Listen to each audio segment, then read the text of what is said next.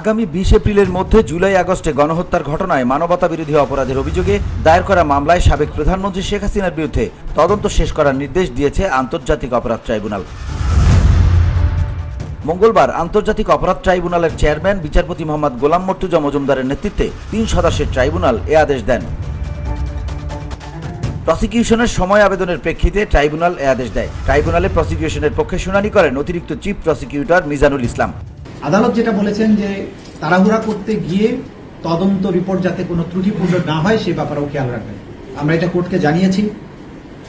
মানবতা বিরোধী অপরাধ হচ্ছে বিশ্বের সবচাইতে বড় অপরাধ এবং এটার তদন্ত প্রক্রিয়া বিশ্বের সবচাইতে জটিল এবং কমপ্লেক্স।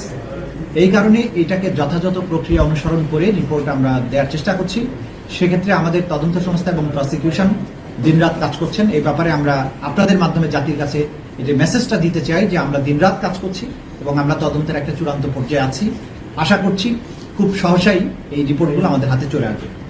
গত 17 ডিসেম্বর জুলাই আগস্টের গণহত্যার ঘটনায় মানবতা বিরোধী অপরাধের অভিযোগে দায়ের করা 2 মামলায় শেখ হাসিনা ও ওবায়দুল কাদের সহ 46 জনের বিরুদ্ধে তদন্ত 2 মাসের মধ্যে শেষ করার নির্দেশ দেয় ট্রাইব্যুনাল। ধুলো, ময়লা ও ক্ষতিকর ধূলিকণা থেকে নিমিষেই মুক্তি দেয় চৌধুরী এয়ার পিউরিফায়ার। এর শক্তিশালী সাকশন ঘরের কোনায় কোনায় লুকিয়ে থাকা সকল ধুলা টেনে ফিল্টার করে এবং বের করে আনে নির্মল ও স্বাস্থ্যকর হাওয়া।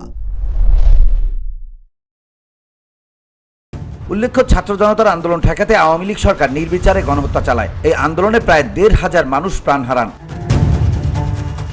VOD Bangla news desk.